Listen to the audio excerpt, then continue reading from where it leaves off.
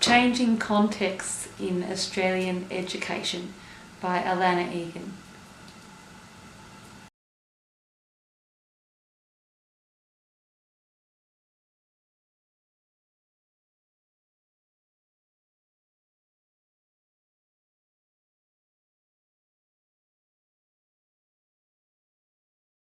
Describe secondary deaf education in the 1970s at the beginning of your career.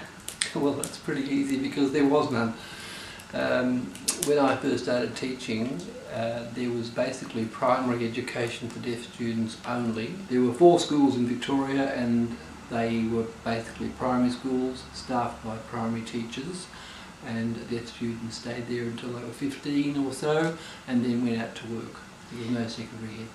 And why do you think there wasn't secondary options for deaf students? Well, because to start with, there weren't enough numbers to warrant building a secondary school for deaf children. There were no secondary trained teachers of the deaf, and so there just wasn't, and also there wasn't an interpreting service that enabled them to go to regular schools. So they stayed in the primary school until they were old enough to go to work. And do you think their families were concerned that they weren't receiving a secondary education? Probably so, but in those days the expectations of what deaf people could achieve were not like they are today. I guess it's true to say that the expectations were fairly low.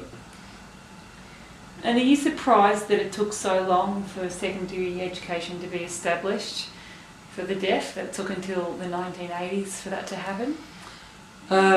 Compared to non-disabled students? It was frustrating because it was very disappointing for me as a teacher to work with secondary students who were very bright, particularly, and to see them have to leave school and get jobs as tradesmen, as boot makers, which was a deaf profession. Girls go off to work in factories when they were very clever kids, but they just didn't have any opportunity of going to secondary school because there was no access, no interpreting, no support. How did governments and political bodies respond to the changes in deaf education?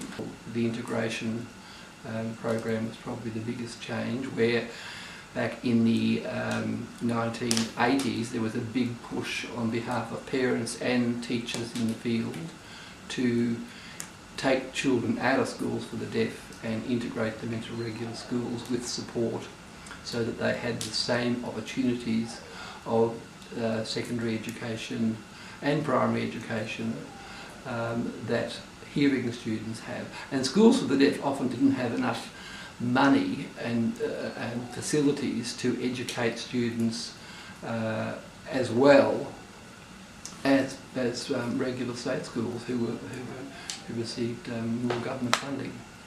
It became very much clear to teachers working in the field that deaf students had the right to a secondary education.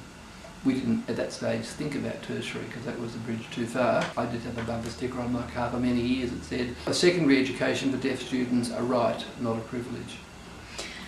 And so, since that bumper sticker, do you think the philosophical views and perceptions of the potential for deaf students has changed?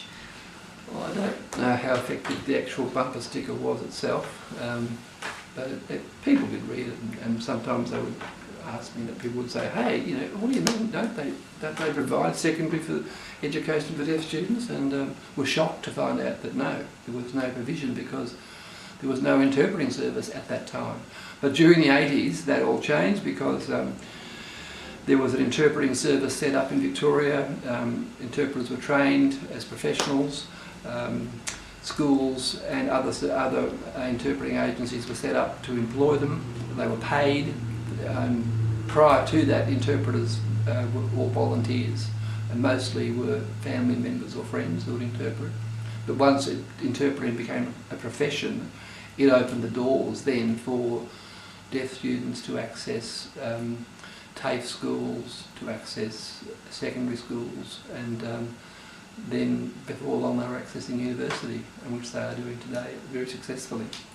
What direction do you anticipate deaf education will take in the future? We've gone from, in 1860, the Milan Conference, where sign language was banned worldwide. It was mandated that deaf students were educated orally, and that ban stood for many, many years. It's gone from that to both hearing and deaf students learn English and Auslan, bilingual education. That's very popular at the moment. Looking at future trends, perhaps the need for interpreting will be reduced because of the cochlear implant. But on the other hand, there are many deaf people who value their deaf culture to such an extent that they reject the cochlear implant and they don't want to become hearing.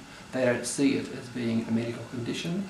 They see their deafness as being a normal part of the human condition, and they rejoice and they're proud of their deafness and they love their deaf culture.